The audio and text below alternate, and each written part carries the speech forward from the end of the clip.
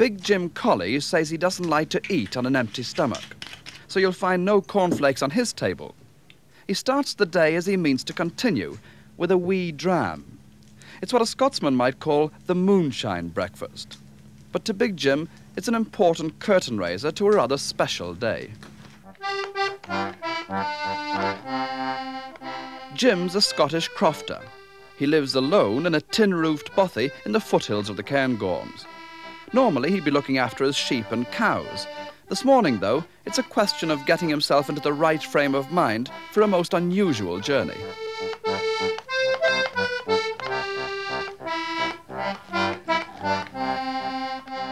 The melodeon and the whisky are all part of a ritual.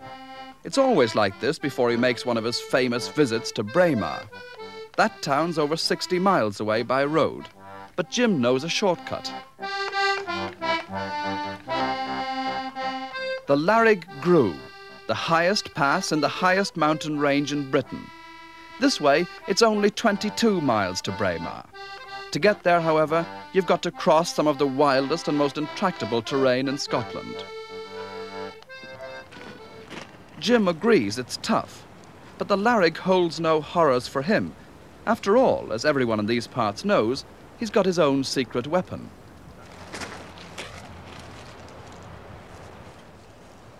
The Lairig Flyer. That's what the locals have christened Jim's old bone shaker. It didn't exactly come with a guarantee that it would climb mountains when he bought it off a mate for 6 bob just after the war. Amazing, then, that it's still more or less intact as he sets off on his 105th assault on the Lairig Ghru.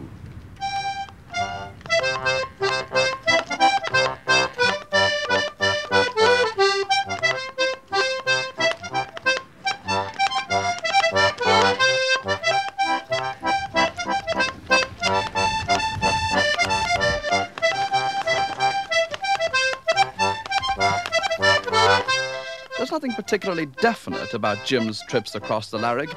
This time he's off to visit Annie MacDougall, the widow of an old mate who died 3 years ago. Sometimes it's to see them tossing the caber at the Braemar Games. You could say he only goes when the spirit moves him. And talking about spirit,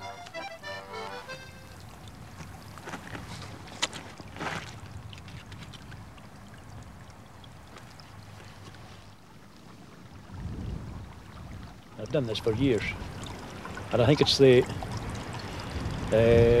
water, the hill water, seems to add to the quality of the whisky as well, the way I drink it. I'm very impressed at the way you sort of wander up to the side of a stream and find the bottle straight away. You must have a very good memory for where you put it. Oh, sometimes. I've already lost a half bottle. You have? Yes. How did that happen? Well, I think it's either a fall of rock or an avalanche, because it disappeared.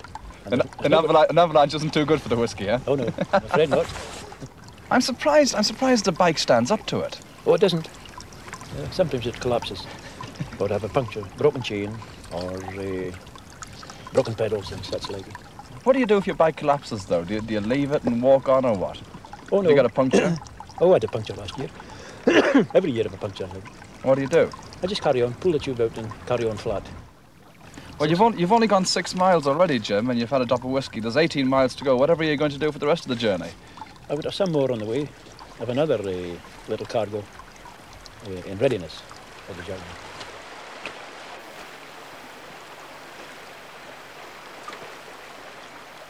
The Lairig itself it's not recommended really for bikes unless you're prepared to either push it or carry it in different sections.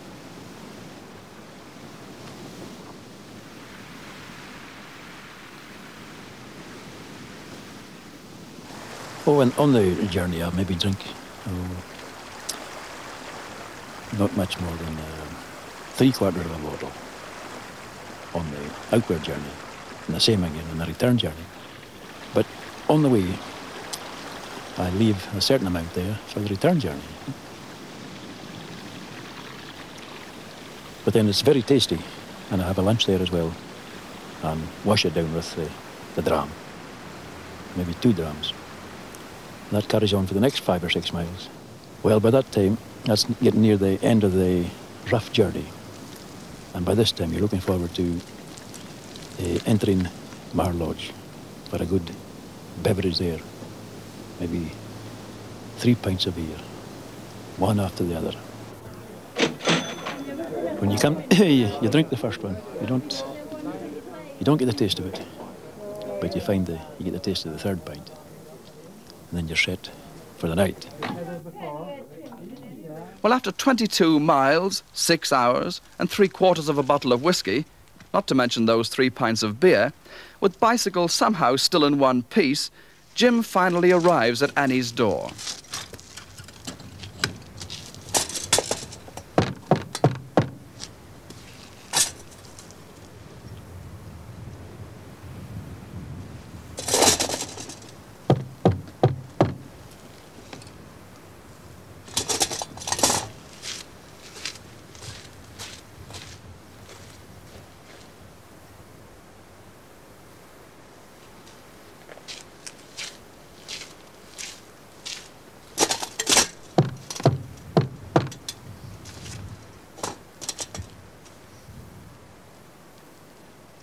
She's no in.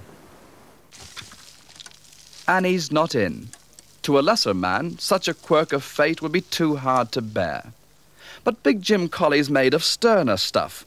After all, he can always pop across the Lairig to visit another time.